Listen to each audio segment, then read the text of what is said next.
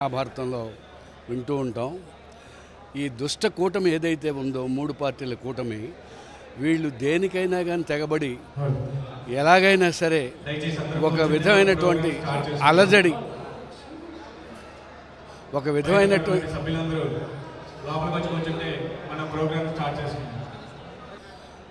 విధమైనటువంటి అలజడి సృష్టించి ఒక రౌడీ మూకల్ని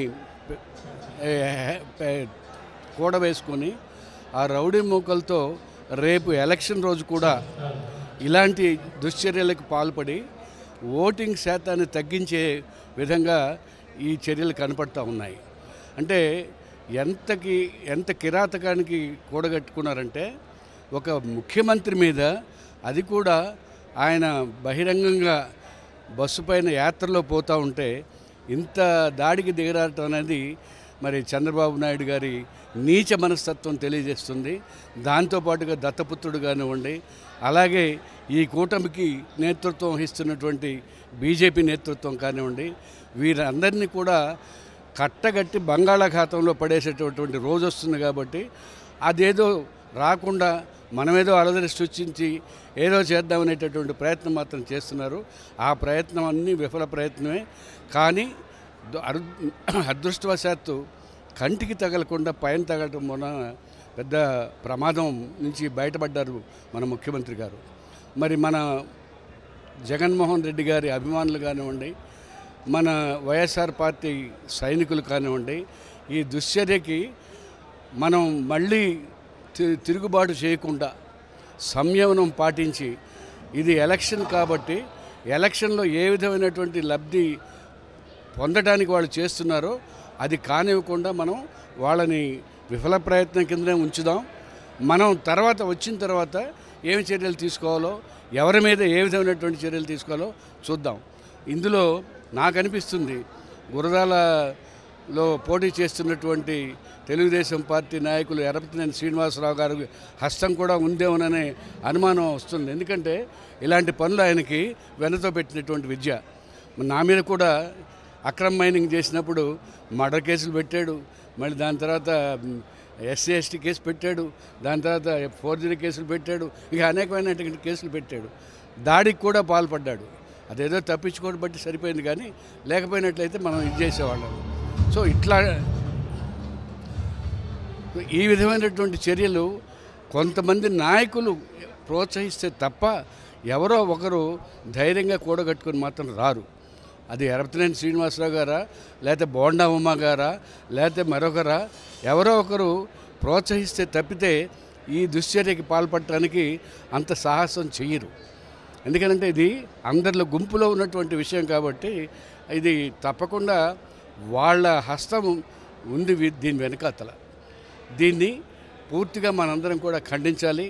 మరి ఇలాంటి చర్యలకు పాల్పడే వాళ్ళని పోలీసు వారు ఎంక్వైరీ చేసి తగినటువంటి చర్యలు తీసుకోవాల్సిందిగా విన్నవిస్తున్నాం. మళ్ళీ వైఎస్ఆర్సీపీ పార్టీ గెలుస్తుందని అక్కసుతో కుళ్ళుతో ఇటువంటి దాడి ఒక ముఖ్యమంత్రి మీద చేయటం ఎంతవరకు సమంజసమో వాళ్ళకే వదిలేస్తున్నాం. అన్ని పార్టీలు దీన్ని ఖండించాలి, అందరూ ఖండించాలి. తద్వారా రేపు జరగబోయే ఎలక్షన్లో కూడా ప్రజలు బ్రహ్మరథం పట్టబోతున్నారు జగన్మోహన్ రెడ్డి గారిని.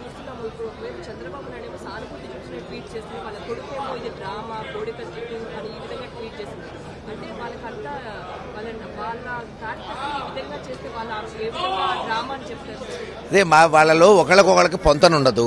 మీరన్నట్టు రాయి విసిరి రాయి తగిలి ఇంకాస్త కింద తగిలింటే కన్నుపోయేది, దాన్ని కూడా డ్రామా అంటారు వాళ్ళు. సరే ఏం చేస్తాం, అట్ట పోయినసారి కూడా డ్రామా అన్నారు. ప్రజలు నిర్ణయించారు కదా ఏది డ్రామా ఏది నిజమైన నాయకుడు. రేపు కూడా ప్రజలే వాళ్ళ ఓటు ద్వారా ఎవరు నికార్సైన నాయకుడు జగన్మోహన్ రెడ్డి గారు, మాట మీద నిలబడేవాడెవడు, లేదు ఎవరు అబద్ధాలు చెప్పి పబ్బం గడుపుకునే చంద్రబాబు నాయుడు ఎలా బతుకుతారని ప్రజలే నిర్ణయిస్తారు.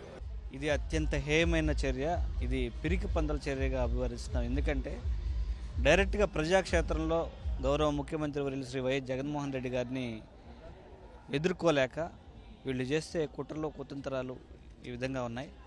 ఇది ప్రజాస్వామ్యానికే గొడ్డలు పెట్టి లాంటి ఇది ప్రతిసారి ఏదో ఒక ఇన్సిడెంట్తో ఏదో రకంగా ఇప్పుడు కోర్టులో కేసులు వేయడం, ఆయన పాలన అడ్డుకోవడం చేశారు.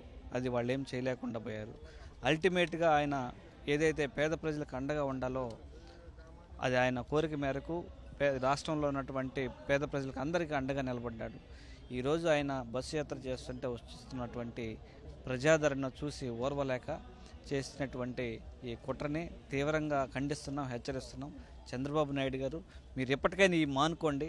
ఇంకా ఏంటంటే ఇప్పటికే మీరు చివరి అంకంలో ఉన్నారు, దాదాపు 70-75 సంవత్సరాల దశలో. ఇప్పుడు ఎందుకు ఈ కుట్రలు, ఈ కుతంత్రాలు? ఏదైనా ప్రజాక్షేత్రంలో ఎదుర్కోవాలి, కానీ ఇలా పిరికిపంద చర్యలుగా ఒక దాడులు చేయించడం ఈ సంస్కృతి సరికాదు. మీ తీరు ఇప్పటికైనా మార్చుకోండి అని హెచ్చరిస్తాను. ట్విట్టర్లో నారా లోకేష్ కూడా గతంలో కోడికత్తి కావచ్చు, ఇప్పుడు రాళ్ల దాడి కూడా జరిగింది, ఇదంతా తాడేపల్లి నుంచే జరిగిందంటూ కూడా ట్విట్టర్లో తను స్పందించారు. దాన్ని ఎట్లా చూస్తారు సార్ నారా లోకేష్? ఒకటండి, ఆల్రెడీ ప్రజల్లో అత్యంత ప్రజాదరణ కలిగినటువంటి లీడర్ ఈ దేశంలో ఎవరైనా ఉన్నారంటే వైఎస్ జగన్మోహన్ రెడ్డి గారు. ఆయనకి ఇవన్నీ చేసుకోవాల్సినటువంటి కరం పట్టలేదు. వాళ్లలో ప్రజాదరణ లేదు కాబట్టి తోక పార్టీలందరినీ కూడా వాళ్ళు కలుపుకోవడం జరిగింది, ప్రజల్లో మద్దతు లేక. అందుకే ఏదో రకంగా జగన్మోహన్ రెడ్డి గారిని అడ్డు తొలగించుకోవాలని చేస్తున్నటువంటి కుట్రలో భాగంగా టీడీపీ పార్టీ వాళ్ళు చేస్తున్నటువంటి కుట్రలు. ఇది దుర్మార్గమైన చర్య. కేవలం వాళ్ళ అసమర్థతను చాటుకోవడానికి, అంటే మేము నిజాయితీ పరులు, ఇది కూడా జగన్మోహన్ రెడ్డి గారే చేయించుకున్నారని లోకేష్ గారు ట్విట్టర్లో కూడా పెట్టారని చెప్తున్నారు. వాళ్ళు చేస్తూ ఇతరులపైన మోపడం, వాళ్ళని నిందించడం తండ్రికి కొడుక్కి ఇద్దరికీ వెన్నతో పెట్టిన విద్య. ఈరోజు ఈ ప్రజాదరణ అనే దాన్ని చూడలేక భరించలేక వీళ్ళ పవన్ కళ్యాణ్ అనే ఒక సినీ యాక్టరు ఈయన పోయినా ఇంత జనాల్లో స్పందన లేకపోవడం, ఏదో రకంగా అడ్డు తొలగించుకోవాలనే ఉద్దేశంతోనే ఒక మాస్టర్ ప్లాన్తోనే ఈ కార్యక్రమం చేశారనేది ప్రజలకు కూడా, సామాన్యులకు కూడా అర్థమయ్యే పరిస్థితి. జగన్మోహన్ రెడ్డి గారు ఎప్పుడూ దౌర్జన్యాల్ని ప్రోత్సహించలే, ఏ ఒక్కరోజు ఇలాంటి నాయకుల్ని దగ్గర రానివ్వలే. ఏదున్నా కూడా శాంతియుతంగా మనం పోరాడి ప్రజాస్వామ్యంలో ప్రజాయుతంగానే ఉండాలని అందరికీ చెప్పిన ఒక మంచి నాయకుడు. మీరు రాజశేఖర రెడ్డి అన్న గారిని కూడా చూసుకోండి, చంద్రబాబు నాయుడు గారి మీద నక్సల్స్ దాడి చేసినప్పుడు ఆ రోజు ఈయన తిరుపతికి వెళ్ళి ధర్నా చేసిన కార్యక్రమాన్ని కూడా మనం గమనించాం. అలాంటి కుటుంబంలో పుట్టిన జగన్మోహన్ రెడ్డి గారి మీద ఏదో రకంగా నిందలు వేసి, ఆయన నిందలు లేకుండా ఒకవేళ ఇన్సిడెంట్ జరిగి ఉండింటే ఈ పార్టీకి చాలా ఆనందపడి ఉండేవాళ్ళు. ఆ భగవంతుడు, ప్రజల ప్రేమ ఎప్పుడు జగన్మోహన్ రెడ్డి గారు చెప్తుంటారు, నాకు ఆ భగవంతుని దయ, ప్రజల అభిమానము, ప్రజల దయ ఉన్నంత వరకు నేను దేనికి భయపడనని. అదే ఆయనకు రక్షగా నిలబడ్డాయనేది కూడా మేము నమ్ముతున్నాం. లోకేష్ గారు కూడా చాలాసార్లు అనడం జరిగింది, మేము అదేదో రెడ్ బుక్లో మీ అందరి పేర్లు ఎంటర్ చేస్తున్నాం, మీ కథ చేస్తామని. వాళ్ళు ఎలాంటి క్రిమినల్సో మనం దీన్ని బట్టి ఆలోచన చేయవచ్చు. ప్రజలు కూడా దీన్ని చాలా తీవ్రంగా ఆలోచిస్తున్నారు, గమనిస్తున్నారు. ఇంకా వాళ్ళకి భవిష్యత్తు, టీడీపీకి భవిష్యత్తు అనేది ఉండదు. రాబో తరాల వాళ్ళు కూడా చాలా ఆవేశంగా ఉన్నారు. ఇప్పుడు యూత్ తీసుకోండి, ఎక్కడ పోయినా జగన్మోహన్ రెడ్డి గారి వెంబడి పరుగులు తీస్తున్నారు. అలాంటి యువతలో రక్తం ఉప్పొంగుతుంది. ఇలాంటి వాళ్ళ మన రాష్ట్రాన్ని పాలించడానికి మళ్ళా ఉరుతొలుగుతున్నారు ఇలాంటి క్రిమినల్స్ అని చెప్పి చాలా మార్పు ఈరోజు గమనిస్తున్నారు. తెలుగుదేశంలో ఉన్నవాళ్ళు కూడా చాలామంది ఫోన్లో మాట్లాడడం జరిగింది. మేము ఇలాంటి దుర్మార్గానికి ఇంకా ఓటేయము, శాంతియుతంగా ప్రజల ప్రేమానురాగాలు పొందుతూ ప్రజాహితాన్ని కోరే జగన్మోహన్ రెడ్డి గారు వెంబడే మేము ఉంటామని చెప్పి కూడా స్పష్టంగా ఫోన్లు కూడా చేస్తున్నారు. కాబట్టి చంద్రబాబు నాయుడు గారు, మీ మెంటాలిటీ, మీ కొడుకు మెంటాలిటీ ఇద్దరిది క్రిమినల్ మెంటాలిటీ అని ప్రజలు పూర్తిగా అర్థం చేసుకున్నారు. ఇంకా మీరు ఈ రణరంగంలో నుంచి ఇప్పటి నుంచే తప్పుకోవడం మంచిదని కూడా తెలియజేస్తున్నాం.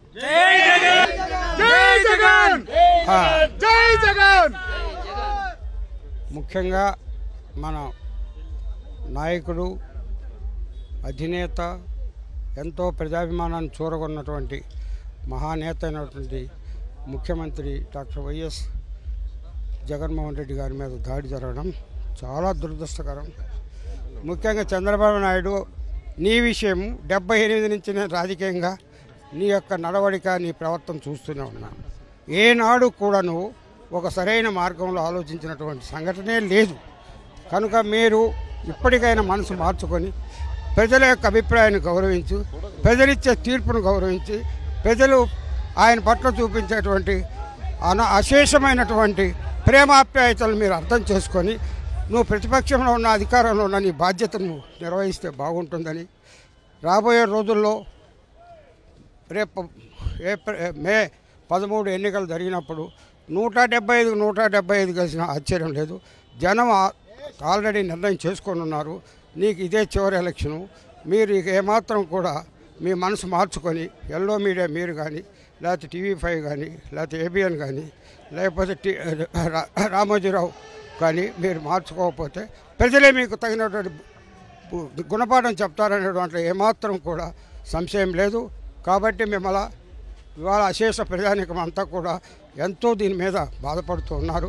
మీరు ప్రజల యొక్క అభిప్రాయాన్ని గౌరవించవలసిందిగా మీకు కూడా నేను మనవి చేస్తూ ఉన్నాను.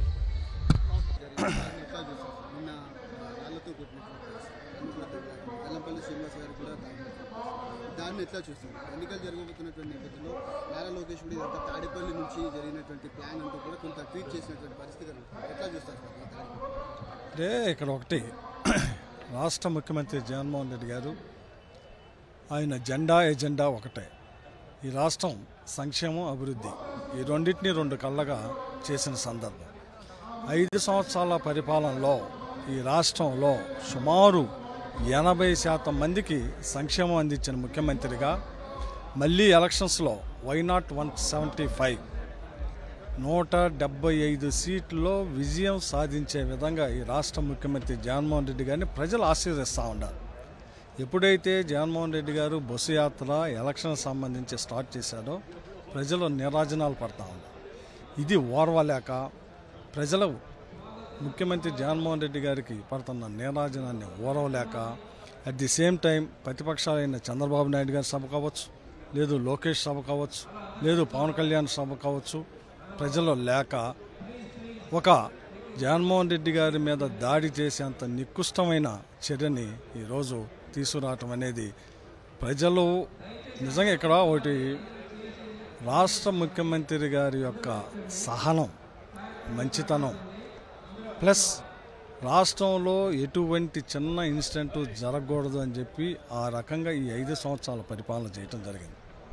అదే ముఖ్యమంత్రి గారు నిన్న జరిగిన గాయానికి నిజంగా ఆయన గనక ఒక కనుసైక చేసే ఈరోజు రాష్ట్రం అల్లకల్లోలం అయ్యేది. ఈరోజు రాష్ట్రంలో ప్రతిపక్షాలు కానీ ప్రతిపక్ష లీడర్లు కానీ తిరగలేని పరిస్థితి ఈరోజు వచ్చాయి. అటువంటిది ముఖ్యమంత్రి గారు ఎంతో సహనంతో ప్రజల యొక్క శ్రేయస్సును ఆలోచించి ఎక్కడా కూడా తను కూడా అంత దెబ్బ తగిలి విలవిల్లాడినా కూడా తను కూడా ప్రజలు ఎక్కడ రెచ్చిపోతారో అన్న ఉద్దేశంతో ఆ యాత్రను అప్పటి వరకు కంటిన్యూ చేసి హాస్పిటల్కి వెళ్తాం. నిజంగా డెఫినెట్గా చెబుతున్నాను, ప్రతిపక్షాలకి ఈ రాష్ట్ర ప్రజలు బుద్ధి చెబుతారు, దీనికి రెట్టింపు మళ్ళీ ఇస్తారు.